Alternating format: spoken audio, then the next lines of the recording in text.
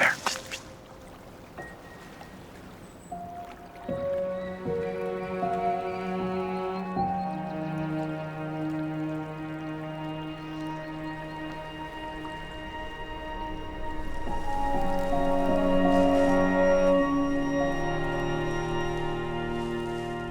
I grew up on a very small farm in the Rocky Mountains near a place called Rocky Mountain House, Alberta.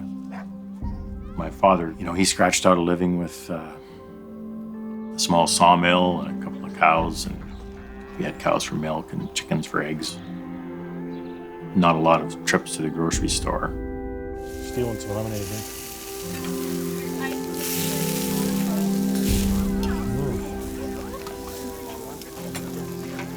7 kids and 4 adults to feed through the winter.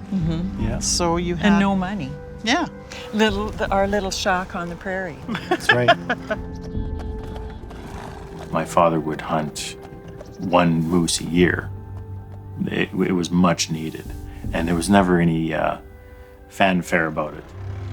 He'd be out on his tractor or something, he would see a moose, he would come back to the house, take his old World War II era rifle off the wall, and go out and shoot the moose. That was our food. I still have the rifle. I remember Dad saying he paid $10 for it. And I'm sure he only ever had that one gun, that I recall, so. 100 years. That gun's been 100 years. Kicking around almost That's 100 years. amazing. And that's what he used for the bread and butter. He wasn't strutting around all macho like he got a moose and bragging about how big the antlers were. It was meat.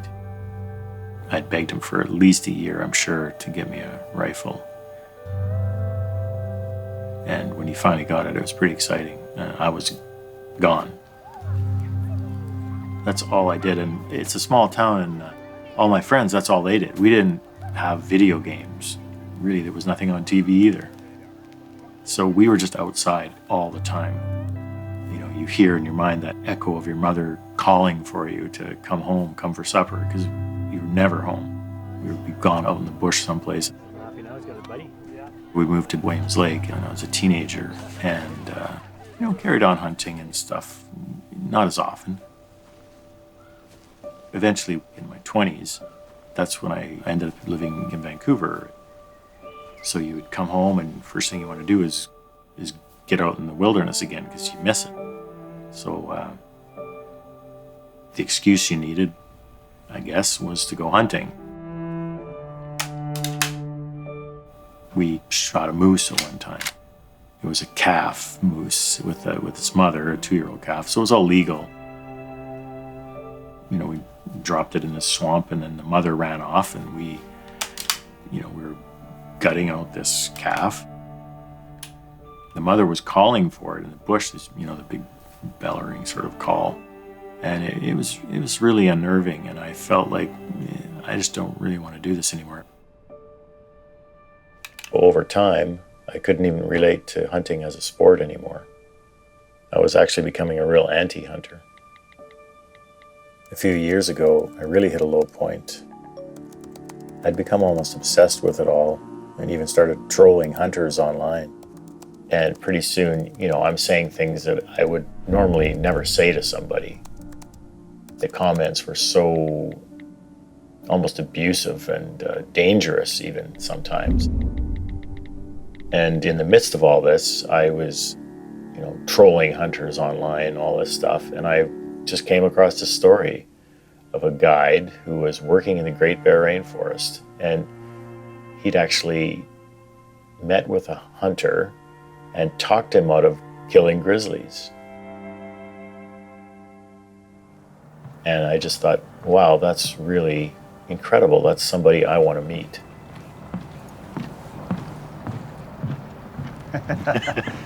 There he is. Willie.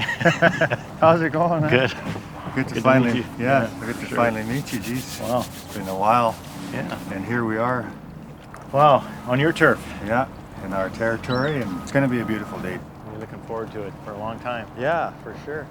So I'll just fire. We were talking back and forth almost 2 years since I first called him. It was like I've known him my whole life. We just picked up where we left off.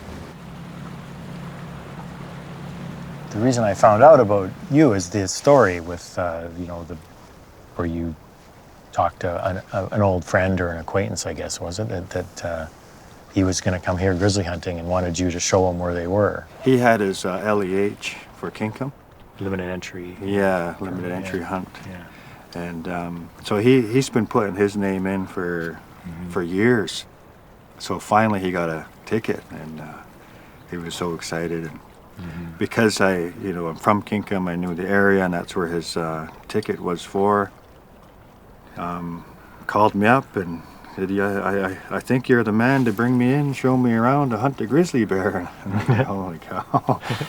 Yeah, my heart dropped, and so I just said, "There's a problem here. I actually view grizzly bears, and it wasn't just about my business.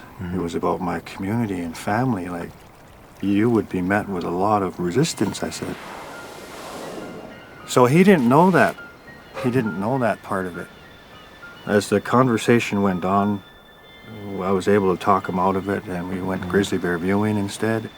No one eats grizzlies. No. It'd be different if people did, if we did, right? And but it's really foreign to us to shoot grizzlies, because all it is it's for trophy. You could have met people I've seen online, and this horrible, like the toxicity, the death threats from non-hunters to hunters. It doesn't get anybody anywhere. I started even getting swallowed up in that world just because I started feeling protective of wildlife. There's deeper ways of communicating and visiting each other and being connected to one another.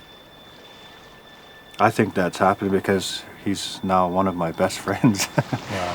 Yeah, and I spend a lot of time, and his kids call me uncle now, and wow, it really did change my life too, actually. As Indigenous people and our relationships with the environment, right? And we always pay tribute to what's around us. And if you look after the land will look after you, right? There needs to be that foresight, that 7 generations look ahead, just 7 generations? Think longer term, yeah. I haven't heard it put that way. Because we don't want to commit crime against the future generations.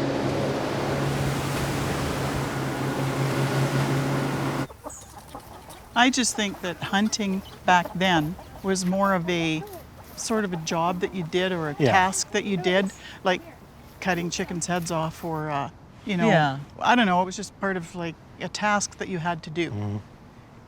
Looking after a farm and going hunting to feed your family was a lot of work. That's all there was to it. I can't even eat wild meat anymore. Yeah. We want it all You don't packaged want, in the grocery store. But as for doing it yourself, you could never do that. I couldn't do that. Living in cities and being crowded by people and traffic and buildings and concrete, and then you go and see a deer or a moose or a grouse even, they're just really interesting to just watch. When you shoot something, you see it for a moment, and then it's dead. And then you have some meat, which, if you're starving to death, that's a great thing.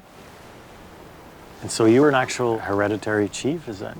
Up at 2 years ago, Right. I got my grandfather's seat, which comes from here. Would this be an area that you would have hunted in as a child? Yeah, for deer. We'd go hunting for the community, and it's still like that today.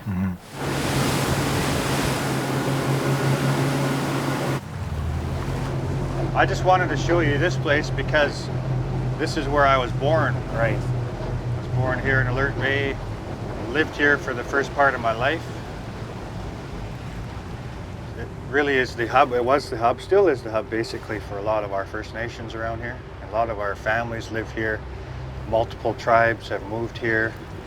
This is where the residential school was. So this is where I began. Tracks, eh? Nice. So the bigger one is still here. That's a good sign. Yeah. Well, we're just gonna wait for him to see if he comes out. Because if he comes right out, then that'll be nice. There he is. I guess, starting filming wildlife, and when you watch something and watch its behavior, you start having a bond with it.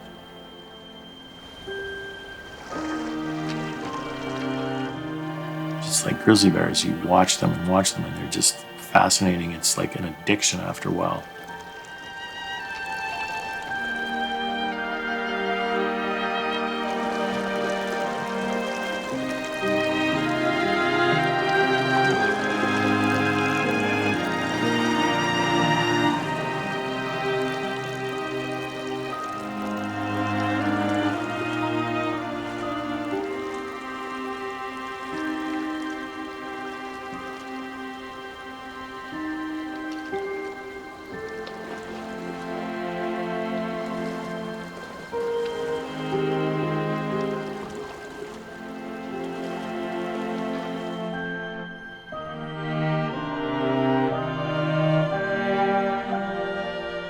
I live in a small resource-based town. In hunting season, everybody's out. To them, it's the traditional lifestyle, and they see nothing wrong with it.